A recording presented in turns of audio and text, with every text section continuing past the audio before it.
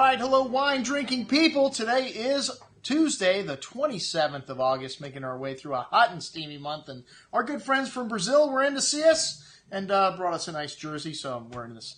On their behalf, a lot of wine drinking people down there in that country, and a lot more of them coming up our way here to visit us in South Florida. We love our friends from Brazil. And these guys love great wine, and they drink it too. These guys are not holding on to it for the next generation, man.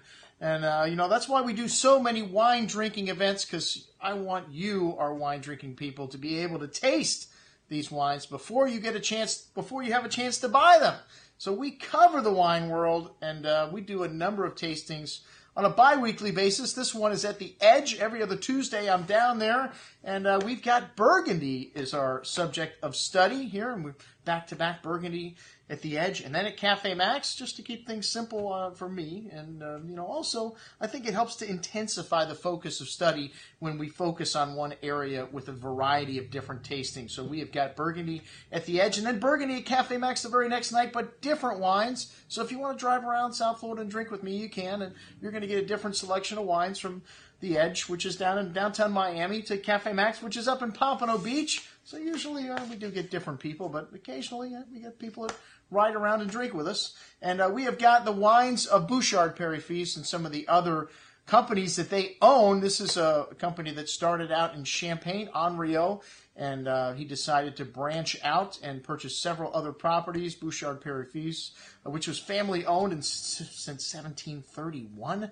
Incredible. And Luc Bouchard still working and promoting the wines from this fantastic property. The largest owner of Premier and Grand Cru vineyards in Burgundy. They make a dazzling array of outstanding wines. And we've had some great vintages on the table the last few years, 2009, 2010, and 2011. Three outstanding years. 2009 having these wonderful ripe tannins, just an incredibly forward year. 2010 being very classic, one of the great vintages of Chablis. And then 2011 kind of a cross between those two. And hey, 2012 looks like it's going to be an outstanding vintage as well. We're talking about Burgundy, so we're going all the way down to Beaujolais. That's right, this Fleury from Villa Ponsiago is also wine from this portfolio. And 2010, a killer vintage in Beaujolais. We're talking about Gamay, which is a different grape varietal. The rest of Burgundy is Chardonnay and Pinot Noir, but down in Beaujolais, you're talking Gamay. There's a little Chardonnay down there, too. They have these granite soils,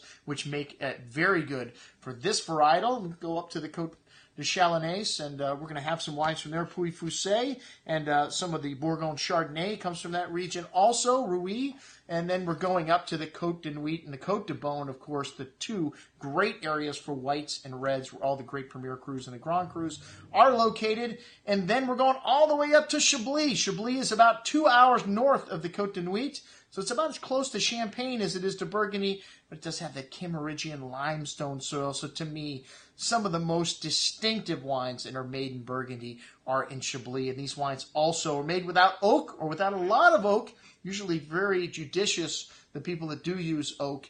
And a lot of people guess Sauvignon Blanc on these Chardonnays, because when most people think of Chardonnay, they think of oak. And with Burgundy and the rest of the world, they're using a lot less new oak.